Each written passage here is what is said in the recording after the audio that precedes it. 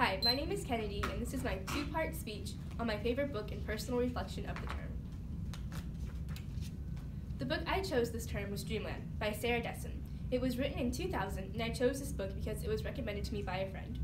This book is a teen drama book. This is my favorite book because Sarah Dessen is known as a romance author, and so this book is quite different from all of her other books. This book shows that there's hardships and that not every relationship is perfect, just like a lot of other teen romance books show. In this book, Caitlin's perfect sister, Cassandra, runs away from home, and Caitlin has trouble dealing with it, so she tries to make herself as different as possible and distance herself from Cass. Caitlin then meets Rogerson, and things are going good for her until she starts turning to drugs and he becomes abusive. A surprise in this book to me was that Rogerson started abusing her, just because I really wasn't expecting it. This book can relate to others because it can help someone in an abusive relationship who's not sure what to do or just how to get out of it. A noticeable theme in this book is that you can't run away from your problems.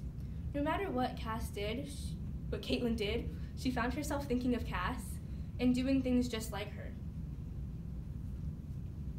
A question I had for the author was, what inspired her to write this, just because it's so different from all of her other books? Because a lot of Sarah Dessen's other books are teen romance novels that show the perfect relationship that every teen girl dreams of.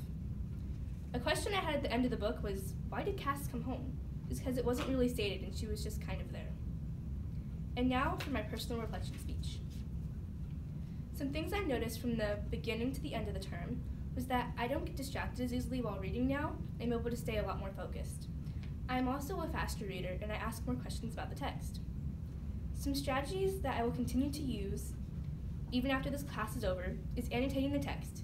When I first came into this class, I wasn't really good at annotating, and my teachers would say, Kennedy, you're doing it wrong, fix it, do it better. But they wouldn't do anything to try and help me with it. And so now I'm able to ask questions and relate my life to the text and not just highlight everything that's there. Another strategy I'll continue to use is thinking deeply about the text to get a better meaning. If someone were to ask what metacognition means to me, I would say it means to really think deeply about what you read. For example, you can ask questions and relate your life to the text, and just try really hard to make some connections. An accomplishment I feel like I had this term is writing metacognitive responses. I was able to express my thoughts really clearly, so I had fun doing them. Something I found really helpful in this class was writing metacognitive responses because it allowed me to go past the basic meaning of the text and just get a better understanding of it. I also found annotating really helpful because it allowed me to pay attention to the text, and I would just skim through articles and not really read them, and annotating didn't allow me to do that. Something that would help me grow as a reader would be to explore new genres because I'm pretty closed-minded as a reader, and so I tend to stick to one genre. So I feel like if I would explore different genres, then I would be a better reader and have a better vocabulary.